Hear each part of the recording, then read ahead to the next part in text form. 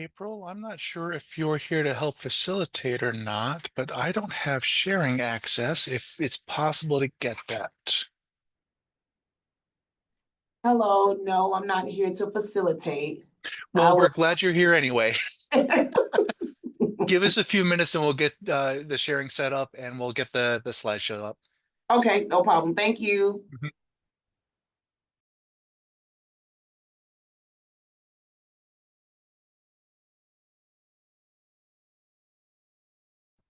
Yeah, I don't have the ability to share screen either.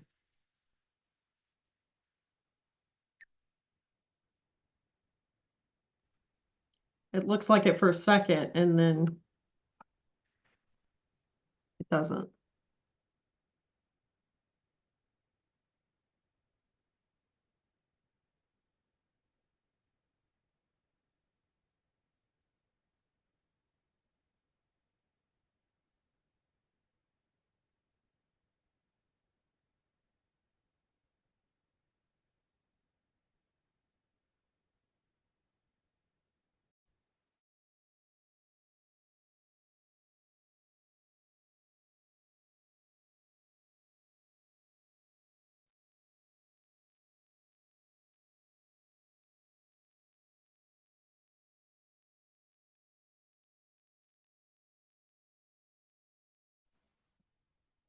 Hey, hey, everybody. Everybody okay to get co-host access in here? Yeah, Charlotte, I'm pulling it up right now. Let's see if it works. Hey, look at that. Woohoo! I'm gonna go check the other rooms. Fantastic. So glad to hear. I'll be right. Thank you. Everyone, we're set to begin in about 3 minutes, so we're just going to sit back for just a minute and give everybody a chance. Actually, that's not true. We'll give everybody just a minute to come on in here and we'll get started.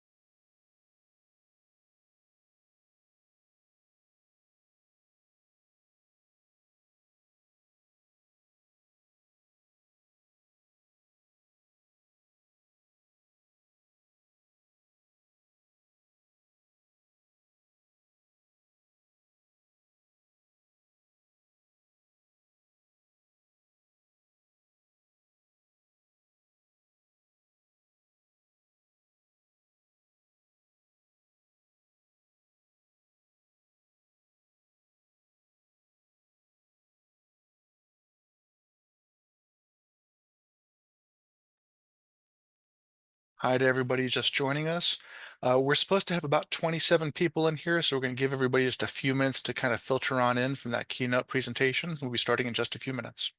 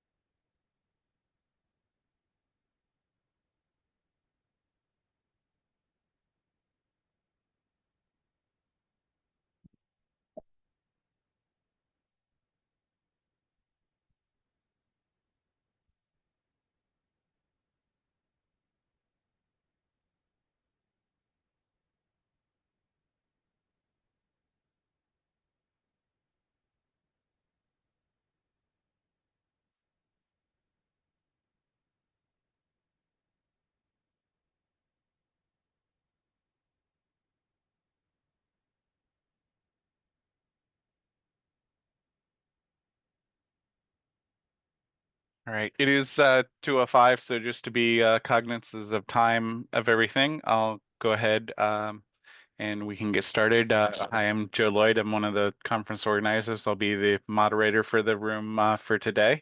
For this presentation, we are here with Chris Ledslow and Anthony Saba, and the presentation is obviously, as you can see on the screen, empowering online faculty.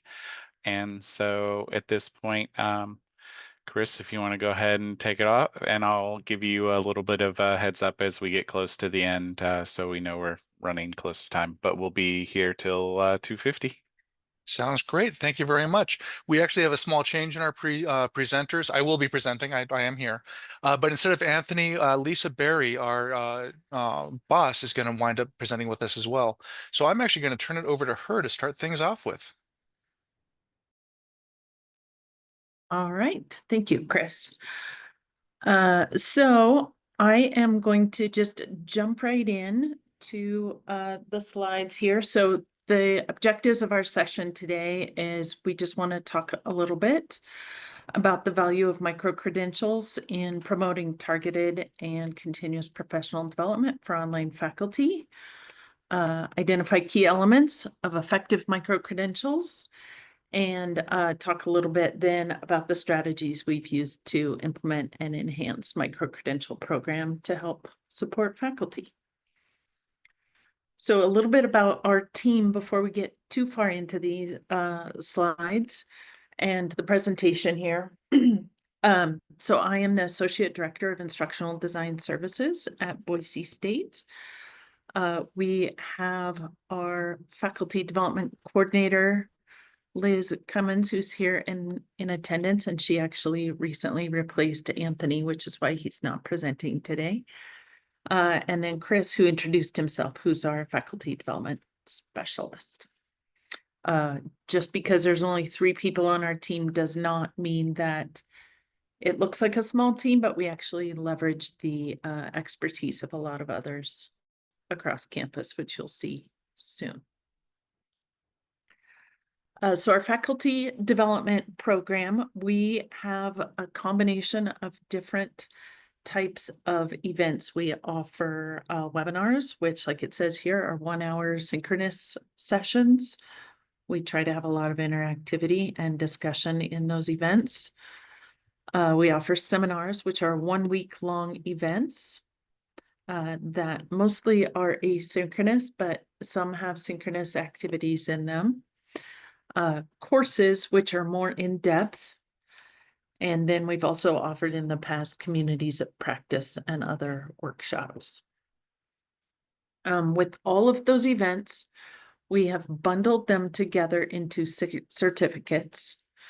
We have certificates for faculty about how to teach online, but also certificates that focus on the design side of things. So really giving faculty the opportunity to learn a lot about online, both the how to teach, but also how to design effective online courses. Started with some basic level certificates, but faculty were interested in learning more, so we added intermediate certificates. And then for the teaching side, also an advanced online teaching certificate. So getting more and more depth for faculty when it comes to those different types of events. And so talking about the depth, but also what is it that's required to earn those certificates. So each certificate requires 2 courses. And as you saw on the previous slide, those are 2-week asynchronous events that end up taking faculty 10 to 12 hours to work through the coursework, along with 5 elective credits, which end up taking approximately 5 more hours of their time. So by the time all is said and done, they put in around 30 hours or so of learning time to earn a certificate.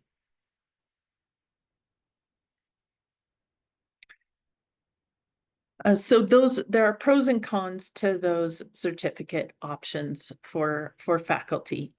It provides a lot of flexibility for faculty so they can choose those electives within the offerings that we have.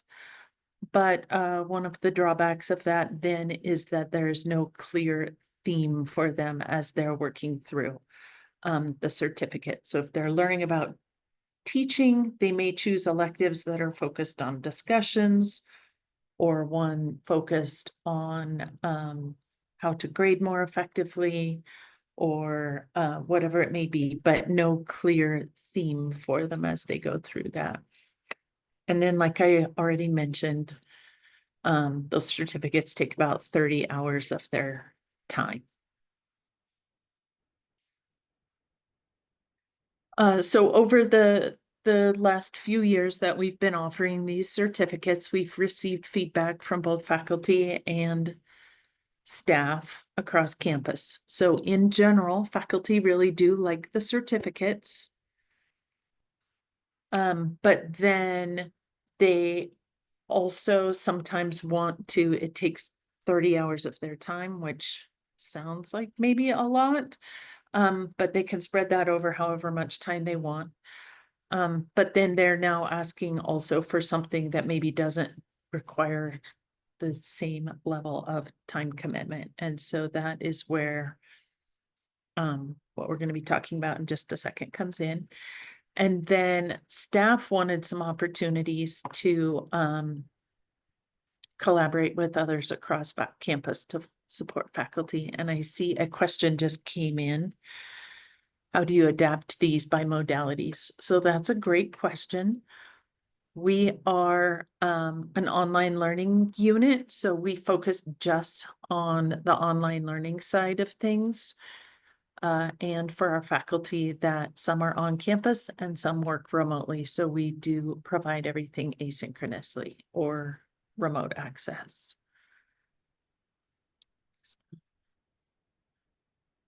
I'm not sure what you mean by range from grade, course, depository versus mixed mode. I'm not sure what you're asking there. I'm sorry.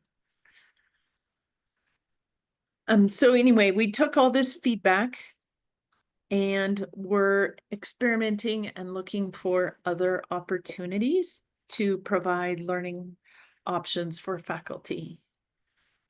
And so we came up with the idea of offering micro-credentials to faculty.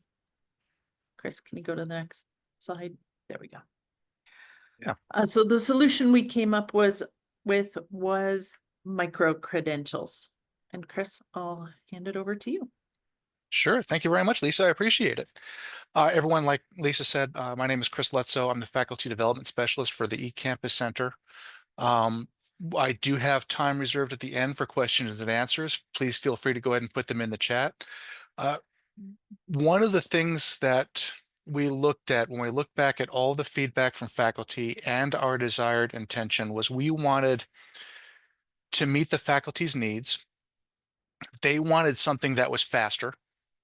And we have over 60 different faculty development offerings in our catalog. Now, we don't do self-paced faculty development offerings. We set out a schedule, everything has a facilitator, you can't go through at your own pace. So we looked at our catalog and go, okay, how can we group these together? How can we come up with something focused? And how can we come up with something that meets everybody's needs? And kind of what we came up with are micro-credentials. Now, UNESCO defines micro-credentials as this focused learning achievement. And that's what we liked, was that focused achievement. You're not getting a micro-credential just for showing up. We want to make sure that you are getting something that is facilitated learning and you're going to implement it and take it with you. When we were looking at different options to add to our collection beyond the certificates, and we were coming across micro-credentials, we looked at the literature a little bit, and we looked at how effective it is when it comes to higher education and professional development and faculty development. And a few highlights that we kind of came up with are here. When you have something that the faculty the faculty gives to their department chair, and it is more than I showed up to a workshop, I signed in, I signed out, and I went to lunch. When you have some kind of actual participation, some kind of mastery more than participation, it's viewed more favorably. When we looked at, well, are faculty even going to want this? We looked at University of North Carolina at Charlotte, and they are seeing micro-credentials as a good way to not just document professional development, but a flexible way to approach professional development. Instead of spending 30 hours working on a certificate, I can make a small chunk of my time go towards this focused event, this micro-credential. And adding into that, we like the idea of not just tracking your progress with professional development, but also incentivizing further engagement with our professional development and faculty development offerings. If you're able to do a few hours and earn a micro-credential and show mastery of a particular subject, show knowledge of a particular subject, well, what about the other ones? What about other areas that could influence your teaching philosophy, the way you deliver online teaching? So these are all kind of things that we looked at going, you know what, we want to start going towards this route of micro-credentials. So then we looked at what we already offer. We looked at those 2-week courses, we looked at those 1-week seminars and those 1-hour webinars, and wanted to see how can we make this work with what we already have in our catalog. Well, we know we wanted clear learning outcomes, right? We want more than just participation. We want a focused area of involvement. And to go along with that, we want the content to be delivered by our on-campus subject matter experts. We have various units beyond just eCampus Center at Boise State University that we can rely on to deliver this information. And when we looked at our catalog and we kind of geared our catalog towards these micro-credentials, we realized that 1-week seminar can be our anchor. Every one of the micro-credentials has that 1-week-long seminar, and then a list of 3 to 4 1-hour webinars that you go along with that. But we didn't want it to be a checklist. You have to do it in this order. We wanted something where maybe the faculty come in because they see this one webinar that grabbed their interest. And it grabbed their interest. Now they're interested in the micro-credential. They can sign up for the offerings when they're able to, with their workload, with their capacity. And then again, we wanted something more to show application. So once you're done with everything, we wanted a final reflection. We wanted the faculty to reflect on what they have learned and how it's going to change their future practice. So that was the format we came up with. And we wanted something that was less of a lift for the faculty. 30 hours is a lot of professional development for a certificate. What if we cut that by a third? So we wanted about 10 to 12 hours of time with a clear deliverable at the end. We launched this in fall of 24, so just a few months ago. And we initially had about 5 different ideas for micro-credentials, but we didn't want to build all of them up, so we focused on 3. 3 areas that our faculty kept coming back to us in our surveys, in our questioning, in our desire to know what they wanted, into these 3 main topic areas: teaching writing intensive online courses, engaging students with online discussions, and supporting student mental health and well-being in online learning. These 3 topic areas are ones that faculty keep coming back to saying, I want to know more. I want to do more. Help me out. We started with the teaching writing intensive online courses. Boise State University has a first-year writing team that is designed to help those students that are transitioning from secondary education to higher education, and to help the faculty with their courses to make that leap in writing lift that students have more palatable. So those are our subject matter experts that we partnered with to go ahead and design this.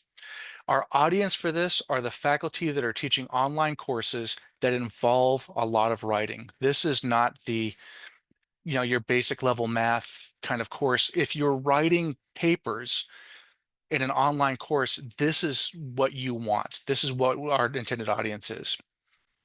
That anchor seminar that we wanted is that Why Are They Writing? Defining Goals. Again, setting up goals and clear things for the students to have when they're writing papers. The webinars, 3 of them are required, and then the last 2, you choose one or the other for what you want. You see that this has to do with helping the students become flexible writers, getting strategies for feedback. How do I deal with writing assignments? How do I make it somewhat easier for me to facilitate these kinds of writing assignments for students, especially students that might be struggling with writing? Our second micro-credential is engaging students with online discussions. Online discussions are a frequent topic at Boise State University. Most of our courses or online courses do not have live synchronous sessions as a requirement. They may have a few here or there, office hours, things like that. But for the most part, you're not meeting an hour Monday, Wednesday, Friday for a live session. So getting that peer-to-peer student engagement, getting active conversations and discussions, that's a challenge, as I'm sure all of you know as well. So we wanted something for all faculty that teach online courses to be able to improve their online discussions and give them ideas of how to increase student engagement. Our subject matter experts here are our faculty associates. Now, faculty associates in the eCampus Center are active faculty at Boise State University who teach online courses, have been teaching them for several years. They are people that are at the top of their peer group when it comes to teaching online courses. They're the ones that have had the troubles. They have built their courses. They are experienced online faculty. These are the ones that we want because these are the people that have helped develop these strategies. That anchor seminar is setting up successful online discussions. And then we've got several webinars, again, dealing with engagement, feedback. How do we make these discussion boards, Padlets, whatever tool we're going to wind up using, effective and engaging for students? Finally, our third micro-credential is supporting student mental health and well-being. We all know from a whole slew of research that has come out that there's a disconnect for students that are taking online courses. At Boise State University, we've got almost 14,000 students that are taking at least one online course. I'm sorry, I misspoke. We've got about 14,000 students that are taking at least one online course. We've got 29% of our student body are taking only online programs. So we've got a large student population, and we know that disconnect, especially for the students taking only online courses who aren't setting foot on campus, that struggle. And that same struggle exists for faculty that are teaching online courses. If you are remote and you're teaching online courses, you don't have a cubicle to walk out of and go down to the water cooler and talk to your peers about it. So we know there are struggles. And this has been something that faculty have come to us going, we want strategies to be able to help our students. And that's kind of why we developed this along with our on-campus wellness services, the Dean of Students, and our Educational Access Center. I want to be clear here. This is not to design a micro-credential or empower faculty teaching online to be social workers or counselors. That's not the plan. The idea is to identify students, or when students come to you with issues, to know what resources are available and what strategies you can use to help those students find those resources. Our seminar for this one is supporting student mental health and well-being in online learning environments. And then we've got a number of different webinars, again, trying to find the resources to give to students when they need it. That last webinar, Self-Care Good for You and Good for Our Online Students, is a relatively new webinar for us. It's about a year, almost a year and a half old, and we have had a lot of faculty come in to take just this webinar because, like I said, if you're teaching remotely and you're not actually on campus, you're in the same situation in a lot of ways as our students. You don't have maybe that full peer support you would on campus. So those are the 3 micro-credentials that we offered. When you are finished with all of the requirements, you've done the seminar, you've done the webinars, you've met everything, you'll be enrolled in one of our Canvas courses. Canvas is our LMS, just for this final reflection piece. And this is that deliverable. This is that thing that shows more than just attendance. This is that thing where we want to see how you are going to change based on what you learned.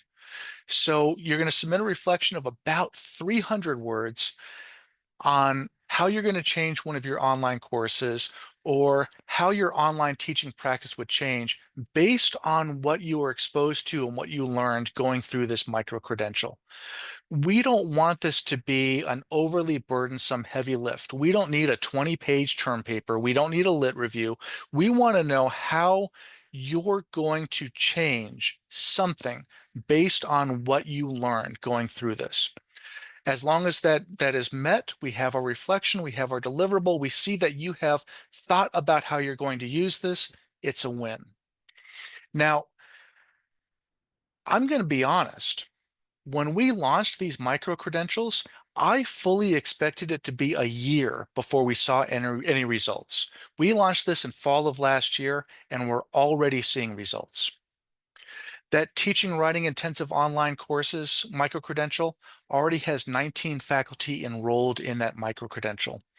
The supporting student mental health has 36 faculty enrolled in it, and the discussions, the engaging students in online discussions, has 64 faculty already enrolled in it. We already have 3 people that have finished this micro-credential. I fully anticipated that this was not going to happen until fall of 2025. I didn't think we're going to have anybody done this fast, but I think this goes to show how much faculty like this, how much they immediately bought into it, and how fast they have become engaged with it. We, again, don't have self-paced faculty development. We advertise what we're offering, our seminars, our webinars. You enroll in it, you engage with it. So they are actively looking for these things to gain these micro-credentials. And I'm personally very impressed with these numbers and what we've gotten back from them. I see we have a question here in the chat. Are the seminars and webinars all synchronous? So the webinars, the 1-hour webinars are synchronous. The seminars are not. They run from Wednesday to Wednesday. Only one seminar right now actually has one synchronous online meeting. Everything else is readings, discussion posts, assignments that you turn in, things like that, with regular due dates over that week. But there are no synchronous meetings for those. I'd like to know what other questions you might have. Please go ahead and put them in the post or unmute and just ask them. I'm going to chime in on the seminars. We really try all of our online courses are fully asynchronous that our students participate in. So we try to model that for our faculty, especially those that are new to teaching online.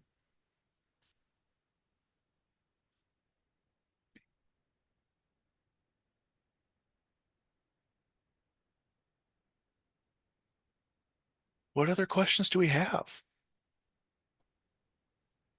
Hi, I just have a follow-up question about that. So you mentioned that your seminars are an online course, but you mentioned that within a specific date range. So if someone registers, then they'd be planning to start on a certain date, submit assignments by certain deadlines, and then finish by a certain date. Okay, thank you for clarifying that. Yeah, so our seminars start on Wednesday morning, and usually they are set up so they have a due date Sunday of that first week, and then Wednesday of that following week, which is the last day. So Wednesday to Wednesday.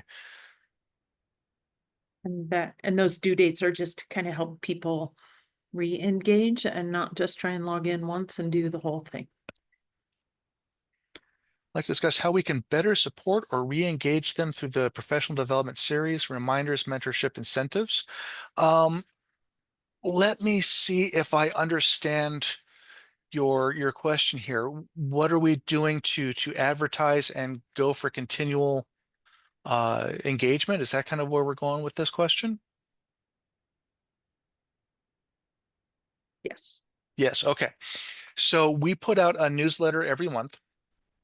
um, to our faculty that teach online. In that newsletter, we list upcoming events. And we have also listed here the micro credentials that we have. These apply towards whichever micro credential it might be. Not everything that we offer goes towards a micro credential as of yet. So we have that constant advertising beforehand. When you complete a micro credential, I email you and say congratulations. I give you your micro credential. I send you a survey because we want to see how we can improve it. And I also use that as an opportunity to, hey, these are the other things that we have coming up. Have you looked at our other micro credentials? Have you looked at our other certificates? So there's that constant re-engagement and reminding of what we have coming up and what we're currently facilitating. And then we also have oftentimes in our seminars, the facilitator will discuss, hey, we're also doing this thing coming up on the last day of the seminar, or towards the end of a webinar, or towards the end of the 2-week courses. These are the other things we have coming up that relate to this. So if it kind of grabs your interest, and go for that one. That's how we go for the supportment and re-engagement. Have you collected any feedback from faculty about the micro-credentials and modules? Efren, that's a wonderful question. As of right now, I have feedback from the 3 people that have completed the micro-credentials, and it's incomplete feedback because my survey for them is not entirely done. So I've touched base with all 3 of them, but no in-depth just yet. I am right along with you. I want to know what their thought is as far as buy-in, how it compares to things they've done in the past. How do you track faculty staff progress, the certificates and programs, or should we be the ones tracking it? Great question. I don't want faculty to have to track themselves. We got enough on our plates, workload's enough. I do the tracking.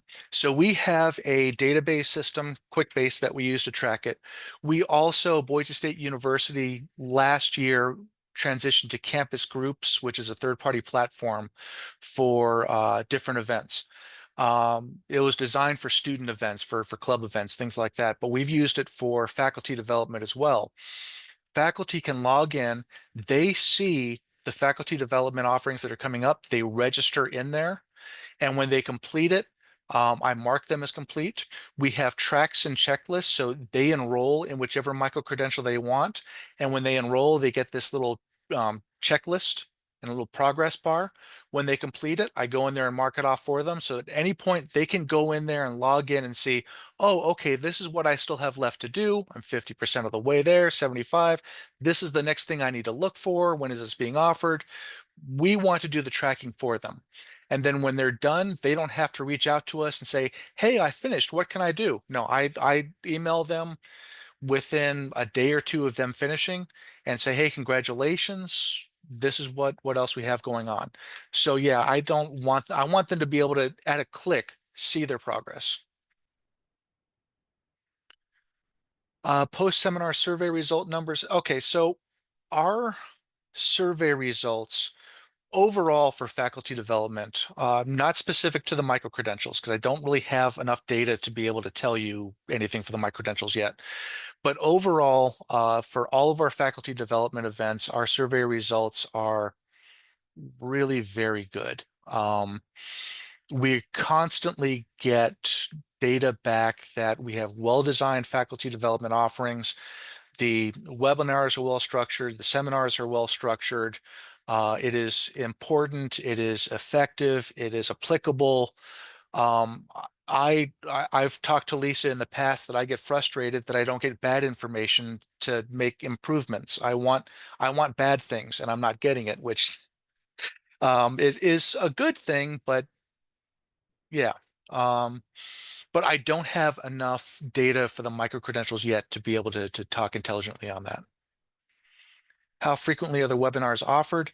Specific webinars for the micro-credentials are offered either every semester, at least once every semester, or every other semester. We don't tend to offer a webinar more than once a semester, just because I don't want overlap. We don't want to have overlap with the offerings where, okay, it's 2 o'clock, there's 5 webinars. Which one do I want? Which discussion group do I want to go to? No, let's set you up so we've got one webinar 2 webinars, 3 or 4 a week, and you pick and choose what you want. Specific for the micro-credentials, we offer all of them that you would need within one academic year. So between the fall semester and the spring semester, we're going to offer everything so that you can finish the micro-credential. Most people, if they've been engaging with us, already have some of them, so they're a little bit faster for them to finish up. The discussions course had the highest faculty enrollment. Were there any common themes in the reflections on how they plan to improve discussions? I've only got 2 reflections back yet, because remember that reflection is the last piece that's done after they're done with everything else. We don't want them reflecting before they've actually learned the material. What I've gotten back so far, and I'm just trying to remember, both of them were about engagement, increasing student engagement. That was their big focus. They've been doing discussion boards, but some strategies to increase that student engagement. I was curious about the length of your certificate programs versus your micro-credential program, since I know those are defined differently. Yeah, so the certificate, with those 2 courses, those 2 required asynchronous courses, each one takes about 10 hours to complete. So you've got about 20 hours just in the courses. And then when you include the seminars and webinars that you need for the electives, we wind up with a certificate that's about 30 hours long for faculty to complete. I have 2 faculty that have completed more than 1 certificate in 1 semester. They were very highly engaged and flew through things. I've got 1 faculty who completed both the basic, intermediate, and advanced online teaching in 1 semester, and I was absolutely astonished. Most people do those 30 credits over 1 academic year, maybe 3 semesters. The micro-credential, again, we've got it set up so you can finish it in a third of the time. We want you to be able to finish it up in a year-ish if you want to, faster if you really want to push for it. Amy, we've been discussing something similar. No need to overschedule and compete with ourselves. Absolutely right. Faculty have enough on their plates. We want to empower them. We want to help them improve and give them more tools and resources without overburdening them. Yeah. What other questions or concerns do you have? Did I miss any questions? I don't think I did. No. Okay.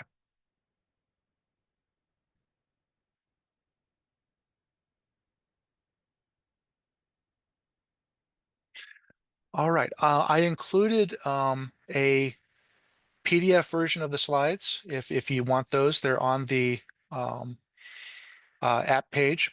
My email address is available under the speaker, I believe. So if you have any questions or anything else, feel free to reach out. I don't hide anything. So let me know what else we can do for you. I want to give you guys just a second, make sure there's nothing else. And if not, it looks like you guys actually have a few minutes back in your day. I know you're so disappointed to have a break before the next roundtable. Thank you guys so very much. I appreciate all your time. I'm going to hang around just in case there are any questions. Otherwise, thank you guys for coming.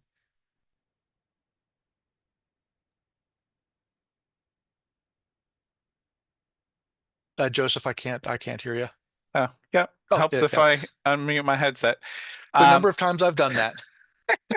You know, well, thank you both, Chris and Liz. As we said, we'll stick around here till 2:50, so next 10 minutes or so if you have any questions. Otherwise, we'll see you all in the next session.